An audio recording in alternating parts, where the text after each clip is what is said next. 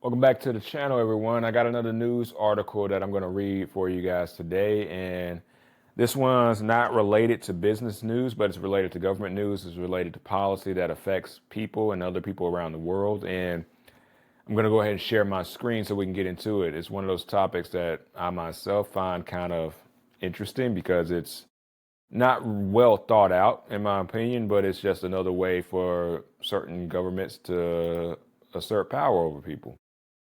And if you can see the headline on my screen, it basically says the world's first carbon border tax will soon go live, shaking up global trade. That's insane. So, this article comes from CNBC. It was from September 30th, probably about a week ago, close to a week ago. The key points, it says the European Union is poised to fully implement the world's first carbon border tax from January the 1st. I think that's crazy, but we'll get into it. We'll see what it says. Can't read. The controversial measures known as the Carbon Border Adjustment Mechanism has been criticized by the US, China, India, among others. The EU is poised to implement the climate policy as part of an effort to reduce greenhouse gas emissions and promote cleaner production processes outside the bloc. Okay, let's get into it.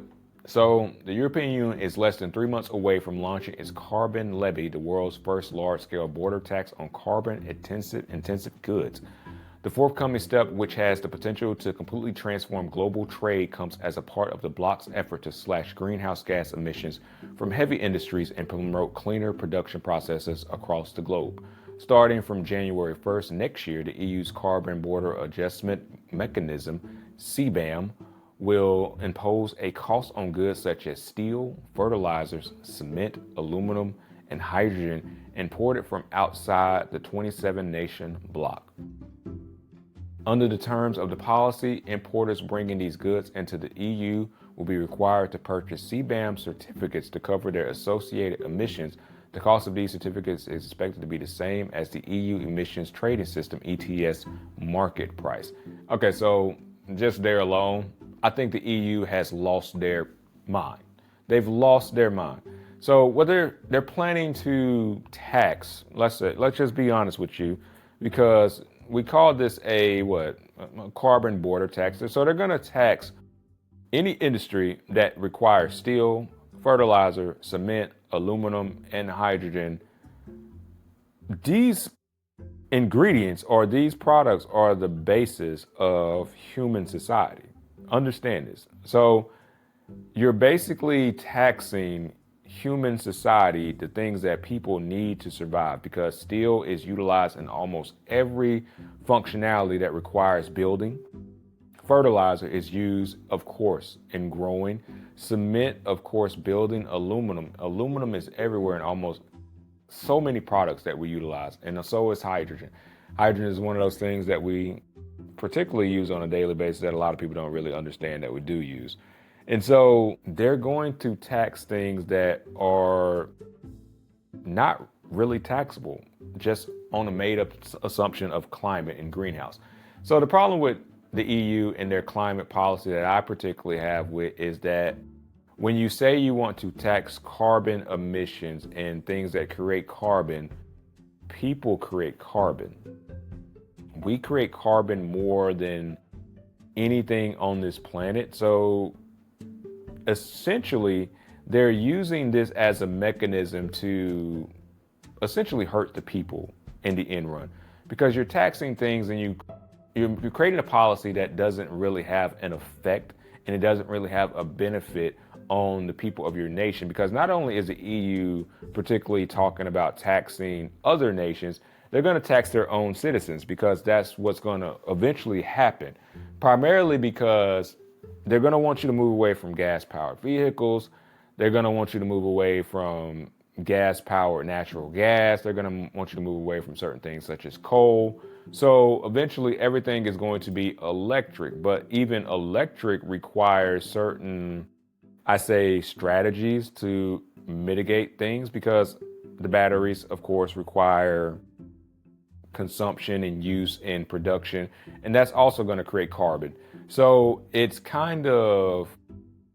think it's kind of insane because you're going to tax people with carbon tax, and we create carbon on a daily basis, but we aren't trying to find other ways to mitigate carbon. So it's more so about how can we make money off of carbon rather than actually saving the environment. And they're trying to sell this as, oh, this is good for the environment, but it's not. It's just going to make costs go up for your citizens.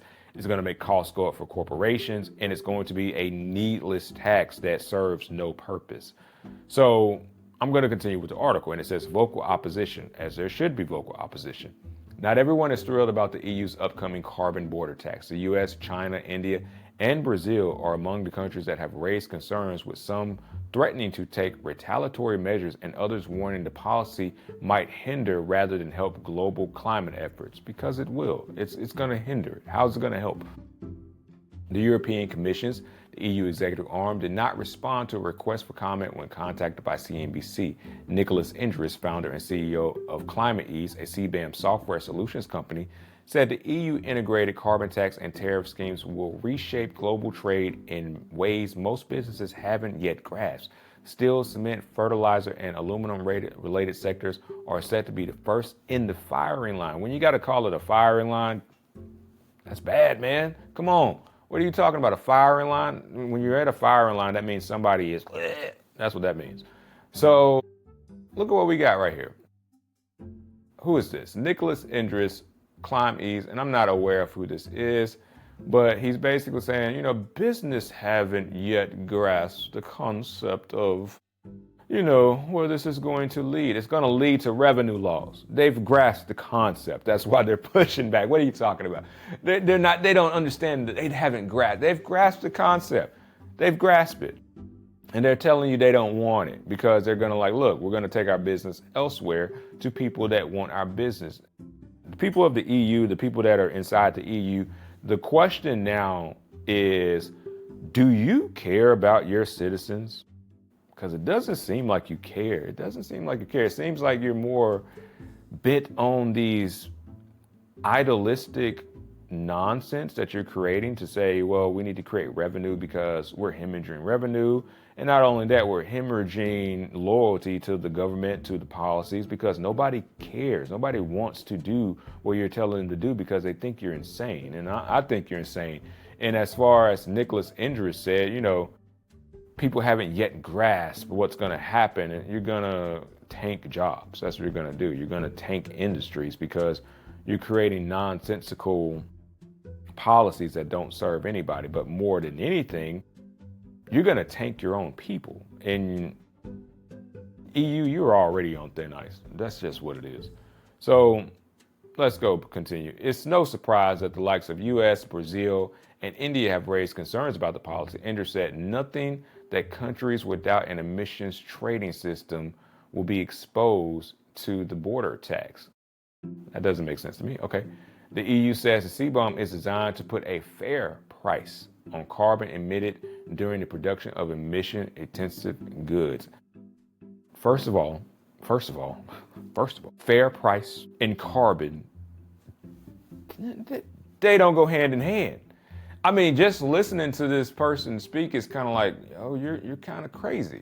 So you're trying to equate carbon, something that is naturally emitting in our nature. This is something that has naturally been emitting since the dawn of reality, the dawn of the world, because volcanoes emit carbon, other things emit carbon. Carbon is everywhere. Animals emit carbon. So when you say fair price on carbon, sound like you're making up some bullshit. That's what it sounds like. It sounds like a bunch of bullshit. And I'm going to say that. And I don't even want to curse, but it sounds like some bullshit. All right, let's continue. The tax is also designed to prevent what's known as carbon leakage, which is when companies move production abroad to countries where less stringent climate policies are in place. Once again, you're making up terms. Carbon leakage. Carbon is everywhere. Carbon cannot leak. It cannot leak. It's everywhere. It's abundant in everything we do. Of course, are we creating more carbon on a daily basis? Yeah, we are. What the problem is You want to police people for the carbon leakage that they're creating. You're just as bad as the carbon creator.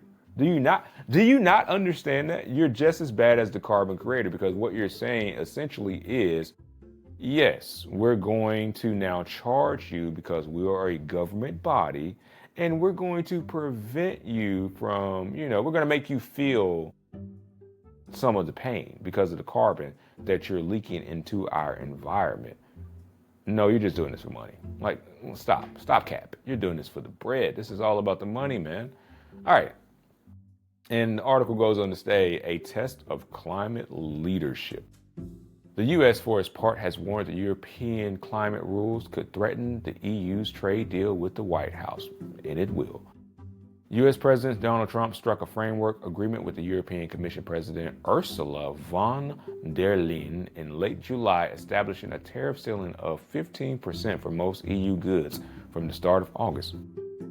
This rate was significantly lower than the 30% previously threatened by the United States president, but above the 10% baseline the EU had been hoping for.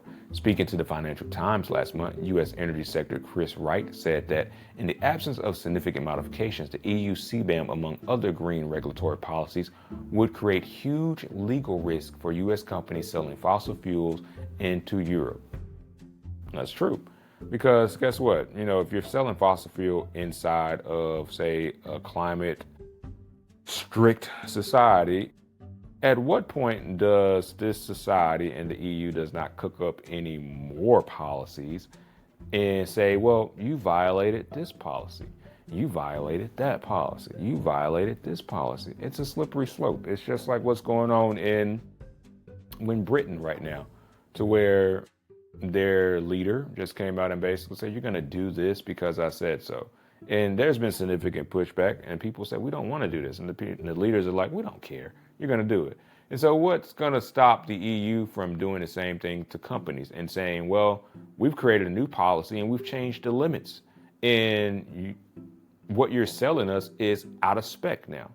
It gets crazy. It'll get crazy real fast. And so article goes on to say, other countries exposed to the EU CBAM had criticized the plan too. India has reportedly said it will retaliate against the carbon border taxes, saying high-income countries that are historically responsible for climate crisis should be more to slash greenhouse emissions. Yes, I agree.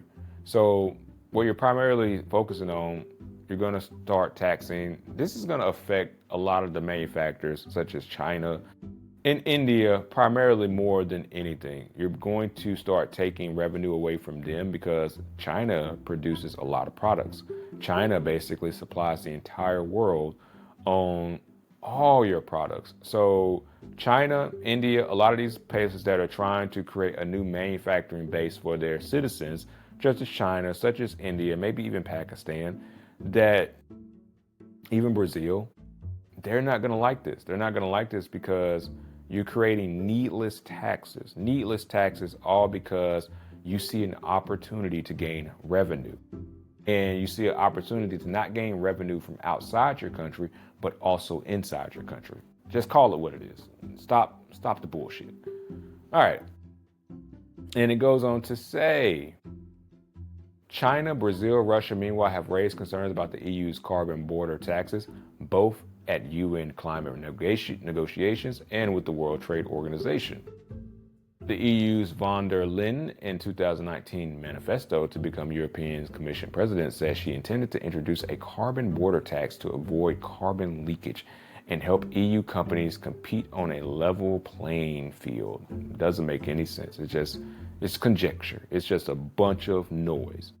The policymaker was later introduced as part of the bloc's effort. The policy was later introduced as part of the bloc's effort to reduce emissions by at least 55% by the end of the decade. What? 55%? You want to reduce carbon emissions by 55% by the end of the decade, knowing that carbon is a natural reoccurring resource inside our environment. It can't be done. It will never be done. This is just the truth from somebody with a science background telling you the honest God opinion of what I'm being transparent about. 55% is impossible because that means you will have to cut down the exact way of how we make products in general. There will have to be a completely different methodology on how production is made in general. There will have to be a completely different energy source on how things are produced in general. 55% in the next 5 years, yeah, you must be inhaling carbon. Like, that's what that is. Alex Mendig, policy analyst at Tax Foundation Europe, said EU officials have typically sought to downplay the potential for any retaliatory steps from major economics when the final stage of CBAM kicks in. It might show that we can only take so much climate leadership because it has real costs on us, and if we are not in a global coalition, those costs fall back on ourselves instead of our trading partners, which is essentially the goal, Mendig told CNBC by video call. Now, of course, it might still succeed, and Megnan said. The success case for policymakers that devise the CBAM policy would be other countries adopting their own ETS systems, he added. It ain't gonna happen. It ain't gonna happen. All right, article continues. Not just a European experiment, though. Here we go. For some, the EU CBAM marks the first step of what is expected to become a global initiative to tackle the climate crisis. Within the next few years, carbon prices won't just be a European experiment. It will likely cover as much as 80% of global trade, Climb E said. Let's hope not. Let's hope not. Business is already complex enough as far as with trades go, as far as with agreements between other businesses, as far as with, maintaining your reoccurring debt ratio, your client interactions. It's already hard enough. Now you want regulatory bodies such as the government and the EU to come in and propose something that's nonsensical. Of course, should we care about the climate? Yes. That means we need more initiatives, but these are not the initiatives that you need. Creating carbon tax? No. We need to find different ways of renewable energy. Because, like I said, in all these videos, I'm not gonna sugarcoat anything for you people. I love to put my conspiracy hat on because that's just who I am, and I'm gonna tell you who I am, and I like it. And so this is who I am. My conspiracy hat is, do you remember Tesla? Remember this guy that was the great inventionist, Nikola Tesla, that spent his entire life inventing things? Yeah, why can't we delve into some of that research? Why can't we create certain energy, experiments, to see if, can that offset? But the government's not talking about that. The world doesn't want to talk about alternative methods of renewable energy because, guess what? It doesn't affect anybody. Give me a second, guys. I'm going to open this window because it's looking a little gray in here. All right, I'm back. A little bit more light. It's getting too dark in here. But yeah, renewable energy. We need more renewable energy and we need more alternative technology. But will we ever see that in our time? I don't think so. All right, so where were we? It says right here, we'll continue the article. CBAM is what is making this happen by likely penalizing countries without sturdy systems and rewarding those with EU-aligned ETS frameworks. He added countries that evolve with the change and build credible carbon prices will defend their industries, while those that pull away will watch their exporters ultimately face the consequences. And yeah, that's the end of the article, but he's correct. And so, like I said, I think this is going to primarily target places such as China, India, a lot of the third world countries that are trying to just enter the market inside of development. They're trying to grow their manufacturing industries. And so this is a straight shot at those countries because we all know that China emits immense amount of carbon, but they also create an immense amount of products. And India is becoming the exact same thing because with, the things that were going on with China as far as the tariffs and stuff, people had started offsetting, some of their manufacturing to India. But that's a lot of the things that we're going to primarily be dealing with. I think, and the EU is going to penalize these countries such as China, India, Russia, mainly because, the EU just wants to make money. They need to make a buck because, the money's got to keep flowing. And that's what it is. I think a lot of these policies, they get people that align with them. They get people to protest out on the street to say climate change is bad, but they're not creating effective policies. What they're doing is a double-edged sword. They're getting money from people that do not comply to their policies, but they're also going to eventually start hurting their own citizens. Because what happens when the EU creates a policy to say, well, guess what, by a certain amount of date, you can no longer have a gas-powered vehicle and you have to use electric only. Now they're going to basically say, well, you have to go buy an electric or we're going to tax you. They've already discussed this. They've already talked about this. And I think this not only affects business, it also affects pretty much everything. Just imagine, you have a product that's being moved by either train, locomotion, air. All those require gas and all those require emissions. And so you're telling me even moving your product is going to cost emissions? You're going to get charged for moving your product. You're going to get charged for not having a electric vehicle that runs and operates your product or moves your product around globally. So there are a lot of questions that you need to ask. And I think a lot of these questions primarily affect business, but they're not only going to affect business, they're also going to affect people in the long run, because I think people are going to feel it more, because what's going to happen is companies are going to offset costs. That's just how it always happens. Companies are going to pass the buck along to the people. And the European Union knows this. And for a long time, I've seen the European Union does not care about their people. This is a power grab. This is a money grab. This is about control, people. So stay awake, stay aware, and because I'm always gonna put my conspiracy hat on. I gotta get a conspiracy hat. That's what I'm gonna do. I'm gonna get a conspiracy hat made so I can flip it to the back for you guys.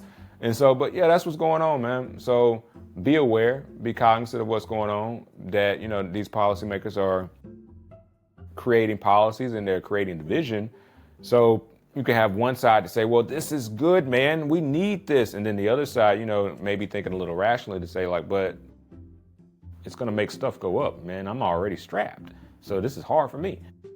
But we'll see. We'll see. And so I hope most countries push back on this, because the EU, right now, they're just trying to be a big bully. They're just trying to say, well, you're going to follow these carbon emission taxes because climate change is the greatest threat of our society and blah, blah, blah, blah. No, the corruption is the greatest threat of our society. But that's another video. That's a whole nother video. But anyway, like always, guys, like, share, subscribe, comment. Let me know what I'm doing wrong. Let me know what you like. Let me know what you want to see.